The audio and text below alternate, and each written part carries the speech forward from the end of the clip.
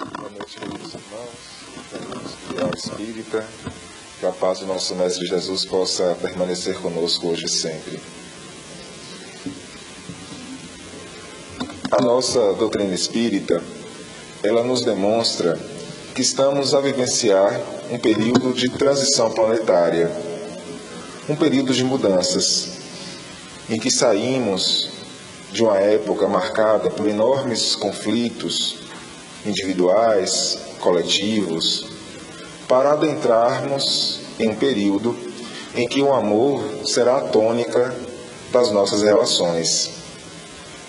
Mas nesse momento de transição planetária, porque estamos a vivenciar, marca aquela parábola do Cristo, quando ele nos asseverara que viria o momento da separação do joio e do trigo, que haveria necessidade de se dar o tempo necessário para que essa separação ela pudesse ser realizada.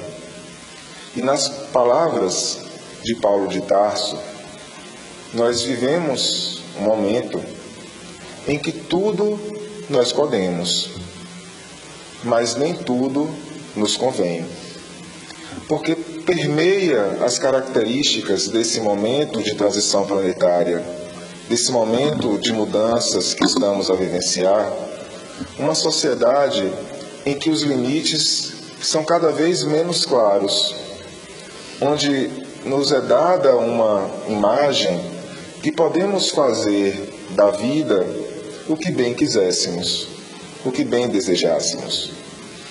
E essa possibilidade de agirmos, de nos comportarmos livremente, é necessária nesse contexto para que cada um de nós possa buscar demonstrar as suas verdadeiras preferências, as suas verdadeiras predileções, demonstrar as nossas tendências, os nossos gostos centrais.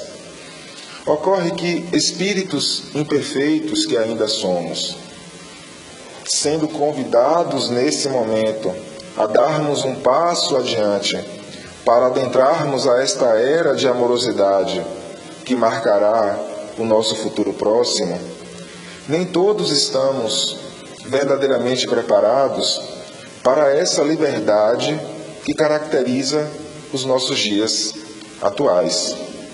E por essa razão, muitas vezes vivemos os nossos dias em conflitos, em dificuldades, como se estivéssemos perdidos, sem rumo, sem sabermos exatamente qual a trilha, qual o caminho a seguir de agora em diante.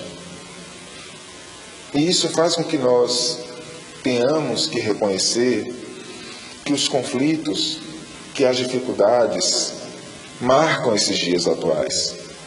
Conflitos de várias ordens, mas fundamentalmente na nossa esfera psicológica, a nos demonstrar que a maneira como nós estamos a utilizar do nosso livre-arbítrio, a maneira como nós estamos a utilizar da nossa liberdade, não é a mais adequada.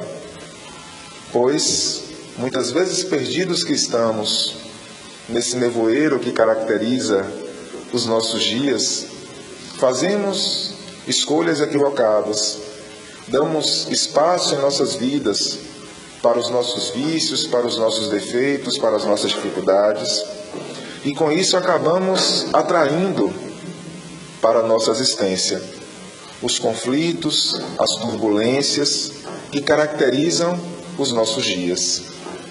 Conflitos, turbulências, dificuldades, que são um instrumento necessário, fundamental, nesse estágio evolutivo em que nos encontramos, porque servem como um sinal de alerta para buscar nos chamar a atenção que algo não está correto, que algo não está adequado em nossas vidas. Pois, se vivenciássemos uma existência pautada pela paz, pela harmonia, mas decorrente de uma inércia, decorrente de um esforço não realizado, em verdade nós perderíamos uma oportunidade de evolução, dando espaço para comportamentos, para atitudes inadequadas. E na medida em que essas dificuldades, que esses conflitos se apresentam, que muitas vezes nós paramos um pouco para refletir o que é que nós estamos fazendo da nossa vida, como é que nós estamos gastando o nosso tempo, como é que nós estamos trabalhando a nossa casa mental de forma diária. Os conflitos são sim um instrumento relevante para nos chacoalhar, para nos despertar nesses momentos de dificuldade. Mas, conforme nos elucida Manuel Filomeno de Miranda, invariavelmente nós vamos encontrar na raiz desses conflitos, na raiz dessas dificuldades que caracterizam os nossos dias, processos de ordem obsessiva, processos de obsessão, que são muito naturais em nossas vidas, em razão das nossas dificuldades, em razão dos nossos vícios, das nossas limitações. Mas como buscar refletir, como buscar compreender melhor esse processo, esse fenômeno da obsessão que muitas e muitas vezes caracteriza a nossa existência? A nossa doutrina espírita, ela vai nos demonstrar que é da lei divina ou natural a possibilidade que nós, espíritos, temos de interagir, de nos relacionar uns com os outros. Não apenas nós, espíritos encarnados, mas também os espíritos desencarnados. Que essa possibilidade de intercâmbio, de interação, é da lei. Que independente de nós acreditarmos ou não, essa interação, ela se processa. Da mesma maneira como nós podemos influenciar os espíritos desencarnados, eles também nos influenciam em nossas vidas.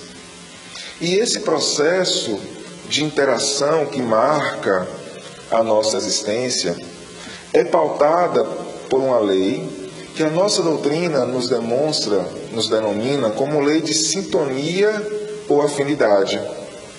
De forma que a partir dos nossos gostos, a partir dos nossos desejos, das nossas preferências, nós demarcamos a nossa companhia espiritual.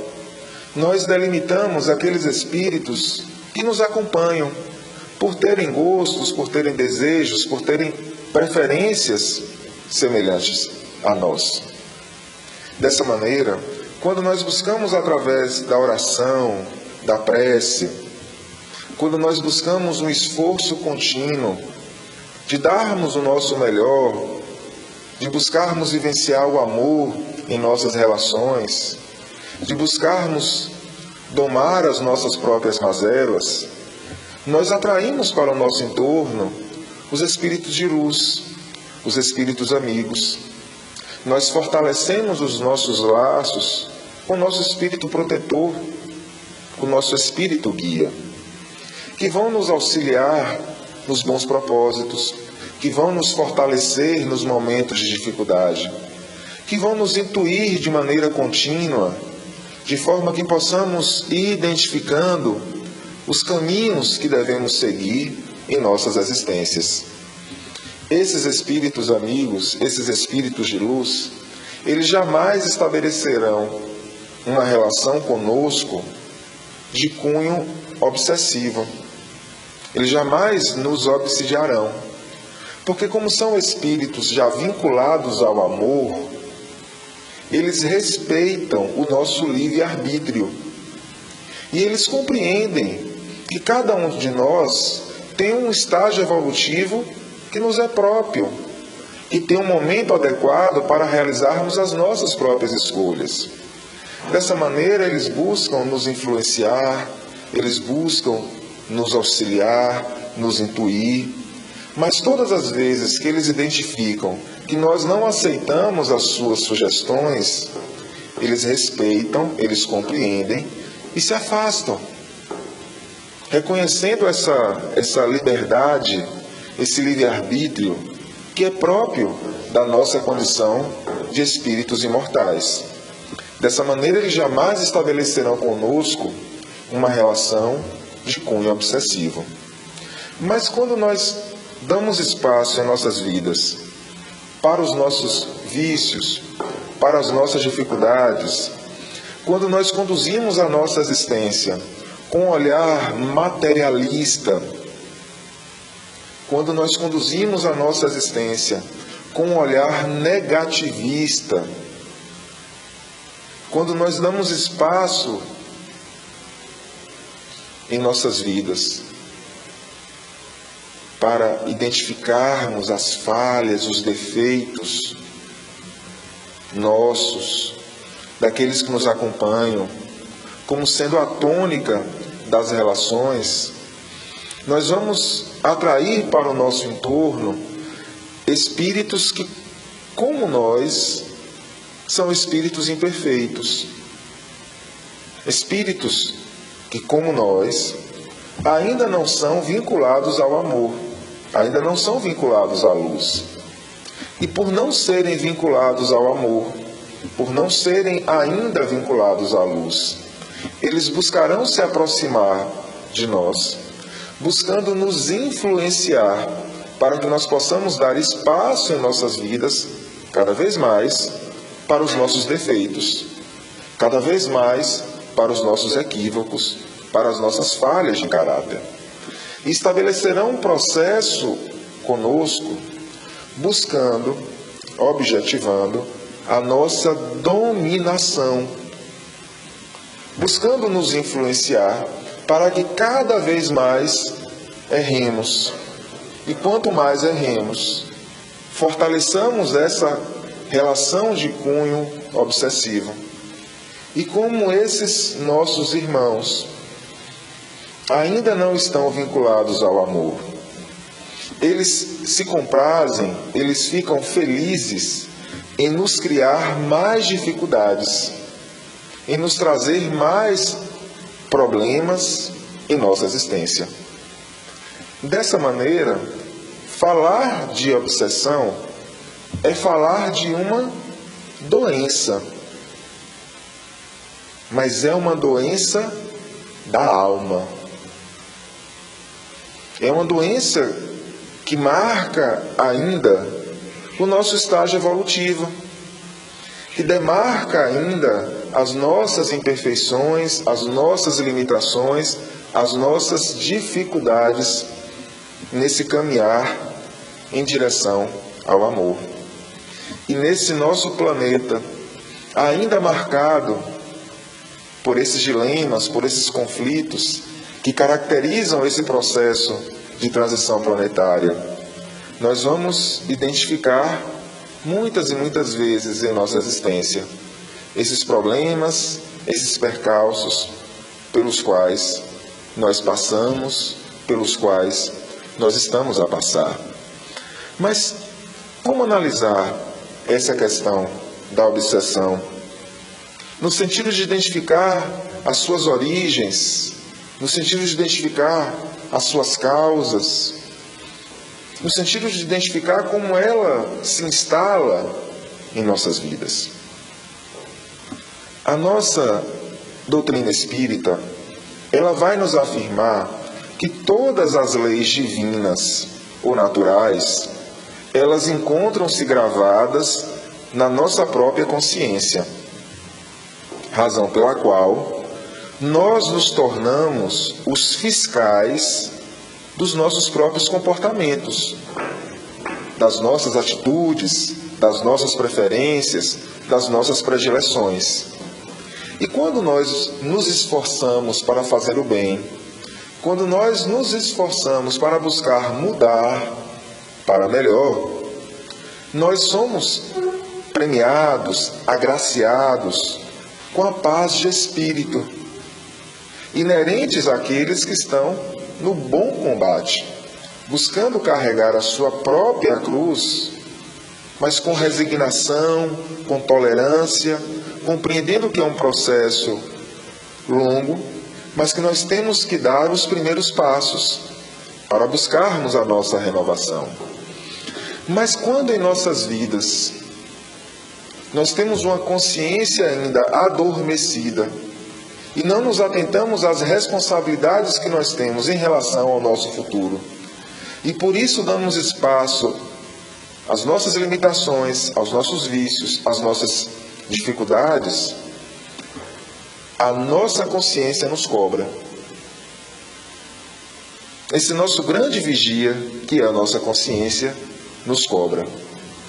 E nos cobra como? Através dos conflitos. Através dos percalços, das dificuldades, que é um mecanismo que se apresenta em nossa existência para nos demarcar que não estamos no caminho correto.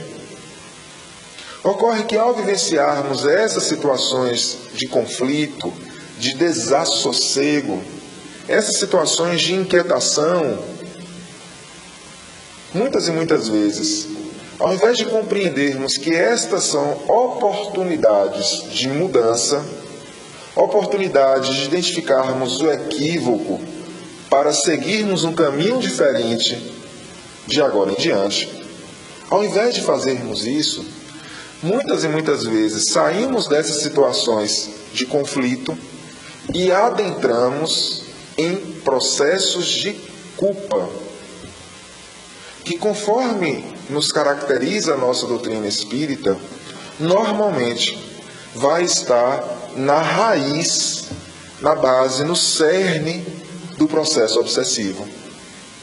Culpa esta que se caracteriza por um auto-julgamento, porque nós analisamos o nosso comportamento e nós não aceitamos o nosso comportamento, nós não aceitamos a nossa atitude e nos auto-julgamos, e nós também nos autocondenamos, achando que não há justificativa para aqueles erros, para aquelas falhas, achando que somos a pior pessoa do mundo, e por um desejo de autopunição, de autoflagelação.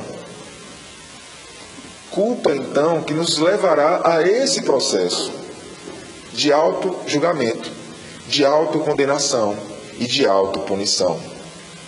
E através desse sentimento, nós criamos as condições necessárias em nosso espírito para vivenciarmos um processo obsessivo.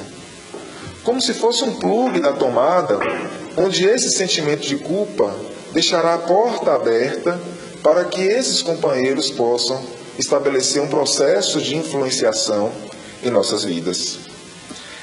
Esse sentimento de culpa, ele pode se apresentar em nossas vidas de duas maneiras distintas.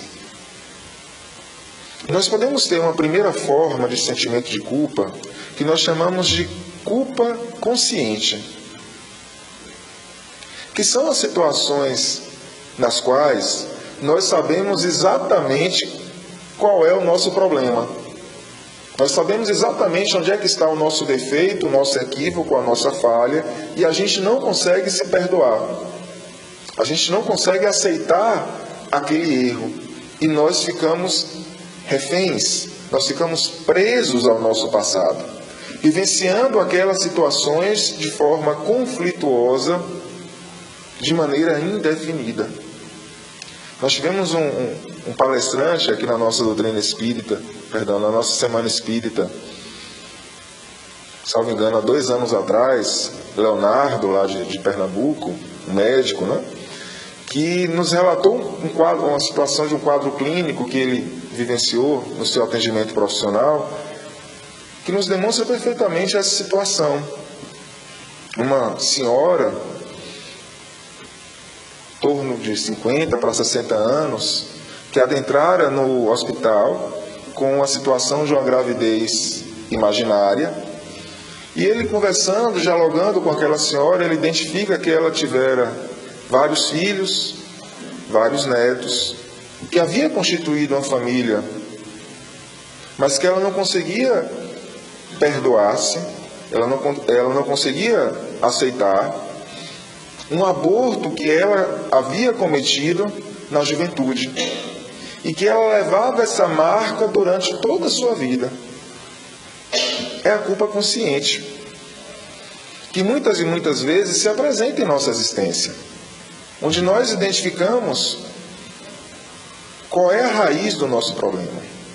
Nós identificamos qual é a situação de equívoco, de falha por nós cometida, e nós não conseguimos aceitar aquela atitude, aquele comportamento que nós tivemos, e nós ficamos presos àquela situação, olhando sempre para o passado e não nos permitindo olhar para a frente, não compreendendo que é através do amor que nós nos libertamos dessas falhas, desses vícios, desses equívocos que tenhamos cometido. É a culpa consciente. Mas às vezes também nós podemos passar por situações da chamada culpa inconsciente, que são situações nas quais nós não conseguimos identificar claramente qual é a raiz do problema. Hoje nós não conseguimos identificar claramente por que estamos a passar por aquelas turbulências, por aqueles conflitos. Essa culpa inconsciente, ela vai se apresentar muitas e muitas vezes no âmbito das nossas relações familiares, por meio de relações mal resolvidas. Às vezes com filhos, às vezes com a esposa, com o marido, com a mãe, com o pai. Relações com entes familiares nas quais nós sabemos que devemos amar aqueles entes, onde nós compreendemos a importância que eles têm para as nossas vidas, mas lá no íntimo a gente sabe que a gente não consegue amar da forma como deveríamos. E temos relações marcadas por conflitos, onde o amor e a raiva muitas vezes se alternam, onde as brigas surgem do nada, tirando a nossa paz, tirando o nosso sossego. É a culpa inconsciente, que conforme nos esclarece a nossa doutrina, vai ter a sua raiz nas nossas reencarnações pregressas, nessas marcas, das vivências passadas, que estão presentes no nosso inconsciente, no nosso eu mais profundo, e que se manifestam em nossas vidas através das nossas predileções, mas também através das nossas dificuldades de relacionamento. E ao passarmos por essas situações de culpa inconsciente, ao invés de reconhecermos o problema e buscarmos nos esforçar para vivenciar o amor, mas com calma, com tranquilidade, com serenidade, percebendo que é um processo de construção de laços, nós muitas e muitas vezes negamos essas dificuldades, negamos essas situações, achando que elas são imaginação, que elas são frutos temporários ali da nossa consciência. E com isso, os problemas, as dificuldades, muitas e muitas vezes vão se avolumando, porque nós não conseguimos nos libertar dessas dificuldades fingindo que elas não existem. Nós não conseguimos nos libertar dessas dificuldades a não ser através do esforço contínuo para solidificar o amor, onde antes haviam rivalidades, haviam desavenças. E essa culpa, seja na modalidade consciente, ou seja na modalidade inconsciente, vai se encontrar muitas vezes, portanto, na base, na raiz, no fundamento do processo obsessivo. E aí, quando nós vamos identificar, meus irmãos, a questão da obsessão em nossas vidas, conforme nos relata a nossa doutrina, nós podemos ter processos obsessivos oriundos pura e simplesmente de uma relação de sintonia, pura e simplesmente oriundo de uma relação de afinidade. Espíritos que se aproximam de nós por terem os mesmos gostos, os mesmos desejos, buscando estabelecer esse processo de influenciação para que nós possamos dar mais espaço às nossas falhas. Mas, conforme nos relata a nossa doutrina, normalmente, na maior parte das situações, esses irmãos que se aproximam das nossas vidas, buscando nos obsidiar, são irmãos com os quais nós já convivemos em experiências reencarnatórias. São irmãos que muitas vezes se apresentaram em nossas vidas e que nós levamos a esses companheiros dores, dificuldades, que nós fomos o instrumento em suas vidas de desditas, de problemas, e que eles se apresentam agora em nossa existência, entre aspas, buscando cobrar conta, buscando devolver na mesma moeda, da mesma forma como nós fizemos eles sofrerem nas experiências reencarnatórias pregressas, eles agora também querem nos fazer sofrer. Daí porque há necessidade de olharmos o processo obsessivo em conformidade com a proposta que nos é apresentada pela doutrina espírita. Porque nós não devemos cometer o ledo engano de identificarmos que o responsável pelas dores da nossa vida são os espíritos obsessores. Porque, em verdade, só existe obsessão em razão dos nossos vícios, em razão das nossas dificuldades, em razão das nossas limitações. Esses espíritos que se aproximam de nós, eles se aproximam por afinidade. E ainda que o desejo deles em relação a nós possa ser fazer o mal, possa ser nos levar a cometer mais falhas, mais equívocos, a proposta que deve nortear a nossa vida sempre deverá ser a do amor. Porque se esses companheiros nos querem o mal e nós também queremos o mal deles, a afinidade ela se intensifica. Os laços eles se fortalecem. A afinidade, um quer o mal do outro.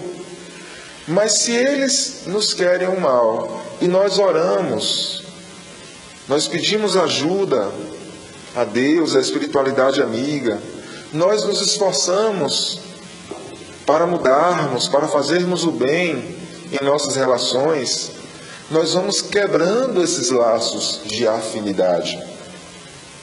E eles vão se apercebendo com o tempo que não há mais um ponto de contato, um ponto de relacionamento entre nós, porque as nossas atitudes passam a demarcar um novo caminho em nossas vidas. Portanto, há necessidade de bem refletirmos quando estamos a vivenciar essas situações. Porque como nós espíritas não acreditamos na figura do diabo, do Satanás, nós não devemos substituir essa figura pelo obsessor. De maneira que tudo o que acontece é culpa do obsessor. Se a gente tem um problema no trabalho, é obsessor. Se a gente tem um problema em casa, é obsessor. Se a gente tem um problema no trânsito, é obsessor. Tudo passa a ser obsessor. Ora, ao fazermos isso, qual é o tipo de sentimento que nós estamos nutrindo a esses espíritos? Ruim. Tudo de ruim é culpa deles. E se eles nos desejam mal e nós desejamos o mal a eles, a afinidade, o relacionamento, ele se intensifica.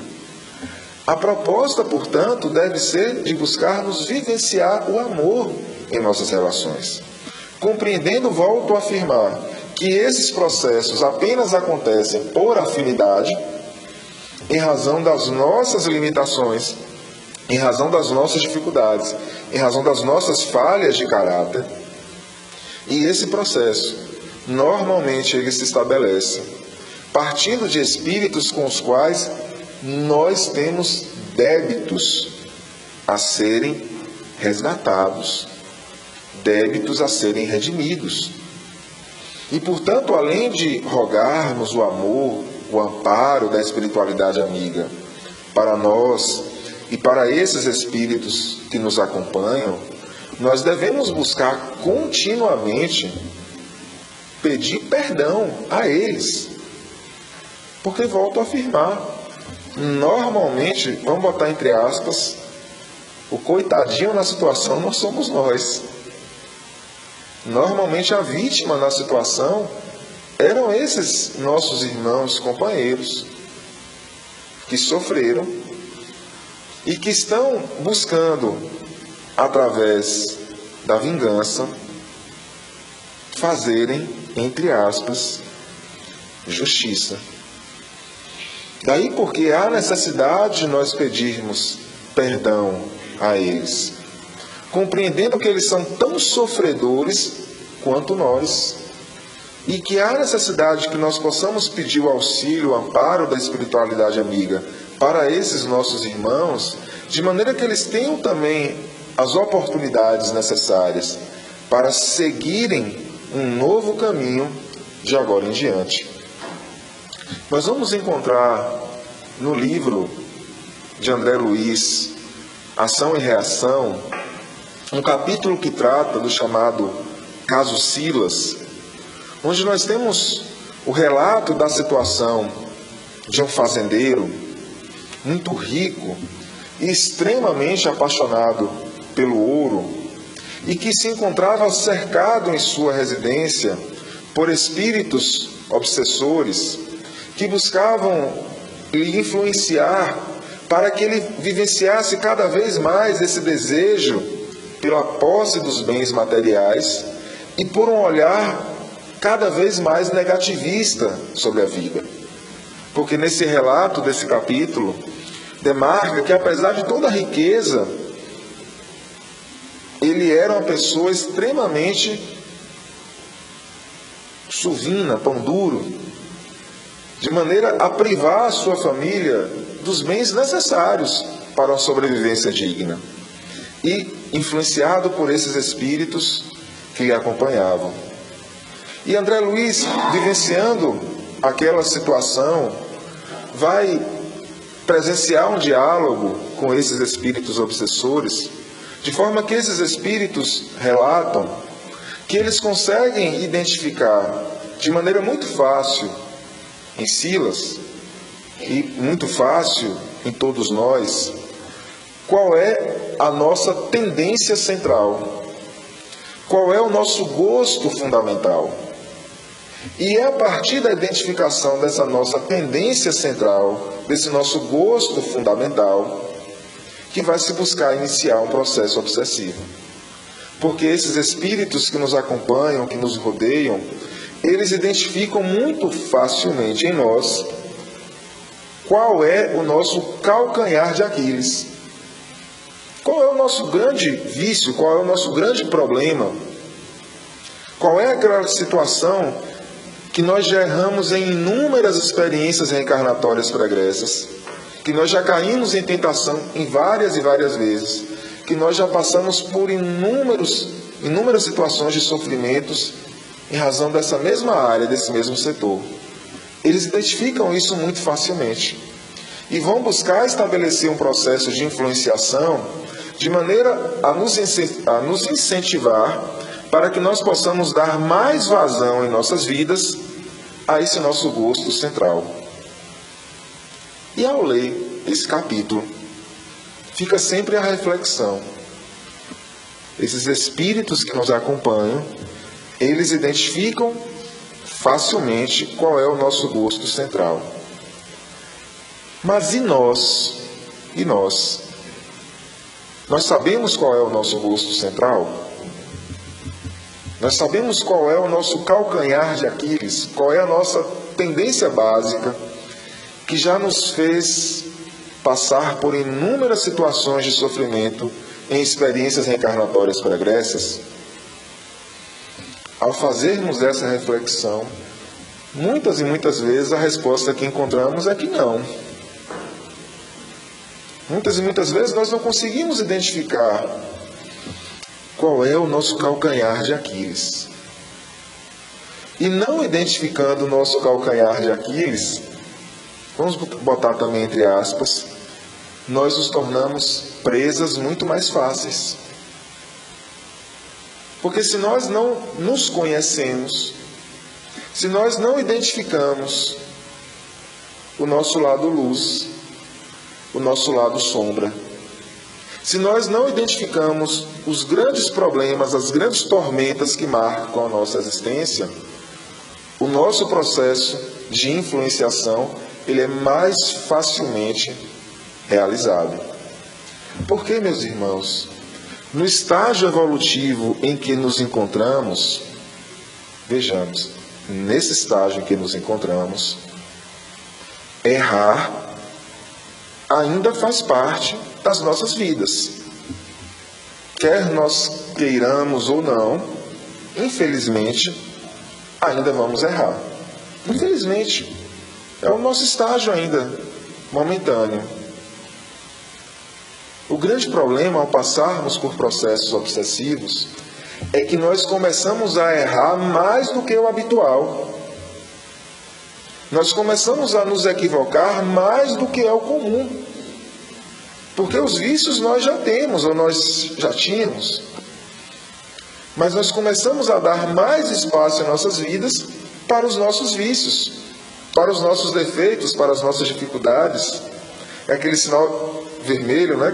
A mensagem que Lorena leu no início da noite de hoje. Nós começamos a errar mais do que o habitual. E isso deve servir para nós como um sinal de alerta, de que algo está errado, de que algo está equivocado. É aquela situação em que nós bebíamos, como a gente fala, socialmente. E aí a gente começa a beber todos os dias da semana. Aí às vezes já começa a beber de manhã, bebe de tarde, bebe de noite. O problema ele já existia. Mas nós começamos a dar mais espaço para esse problema em nossas vidas. Mas se nós não conseguimos identificar quais são os problemas que nós temos, nós não vamos conseguir identificar esses sinais de alerta. Nós não vamos conseguir identificar quando nós estamos errando mais do que o habitual. E com isso, muitas e muitas vezes, nós adentramos nesses processos de obsessão sem nos darmos conta. E quando vamos perceber, o problema ele já está instalado. A confusão, o conflito já está em enormes proporções em nossas vidas. Porque não temos o hábito de buscarmos olhar para nós próprios, de maneira a buscarmos perceber quais são as nossas maiores dificuldades, quais são os nossos maiores dilemas e quais são as nossas potencialidades, quais são os nossos atributos, o que é que nós já temos de relativamente desenvolvido em nossas vidas. Quando nós vamos observar o livro dos médiuns, lá no seu capítulo 23, que trata dessa temática da obsessão, nós vamos ter a descrição de que a obsessão ela se inicia nesse estágio, né, inicial, pelo que nós denominamos como sendo uma obsessão simples. Que tem essa nomenclatura de obsessão simples, porque no estágio inicial, nós temos ainda ciência, nós ainda temos uma compreensão lúcida, racional, de que aquele tipo de comportamento é equivocado. Então, nesse estágio inicial, nós queremos esconder dos outros as nossas falhas, porque nós sabemos que elas são falhas. Nós sabemos que algo está errado em nossas vidas. Daí, quando a gente observa essa nomenclatura obsessão simples, não quer dizer que a obsessão simples seja uma obsessão banal, que não tenha relevância, que não tenha importância. Não, longe disso. Todos nós que já passamos por situações relativas a processos obsessivos, ou que já vivenciamos essas situações em nossas famílias, nós sabemos as enormes dores trazidas por um processo obsessivo. Nós sabemos as inúmeras dificuldades que estas situações nos ocasionam. Então não é que seja algo banal, trivial, sem importância, não. É porque nesse estágio inicial, nós ainda temos a percepção que aquele tipo de comportamento é equivocado, que aquele tipo de atitude não deveria estar presente em nossas vidas. Mas se nesse momento ainda inicial, nós não buscamos a ajuda, se nós não buscamos a terapia, se nós não buscamos a nossa casa espírita, o passe, a água fluidificada, se nós não buscamos renovar os nossos comportamentos, uma leitura edificante, nós muitas e muitas vezes podemos sair desse estágio inicial da obsessão simples e darmos espaço a um segundo estágio, que é o chamado da fascinação, onde o elo, a vinculação estará mais robustecida. E nesse segundo estágio, nós não achamos que estamos cometendo nenhum erro. A gente não acha que tem nenhum defeito em nossas vidas. A gente acha que está tudo certo. É aquela situação em que todo mundo nos chama a atenção acerca dos nossos comportamentos, mas a gente acha que está todo mundo errado, só a gente certo. Estamos inebriados, seduzidos, contagiados por essa nova forma de proceder. Daí porque nesse segundo estágio da fascinação é muito e muito difícil conseguir uma libertação. Porque normalmente nós não queremos ser libertados. A gente acha que não tem nada de errado em nossas vidas. Daí porque, desse segundo estágio, podemos ir para um terceiro, que é o chamado da subjugação, onde passa a ter uma vinculação perispiritual, uma vinculação de sintonia, de afinidade tão robustecida, que esses espíritos eles nos dirigem, nos conduzem, como se nós fôssemos marionetes, como se nós fôssemos crianças em suas mãos. Assim, quando nós falamos da obsessão, importa a nós compreendermos a necessidade que temos de buscarmos ajuda logo quando os primeiros sinais se apresentam em nossas vidas. De buscarmos ajuda quando ainda dá tempo.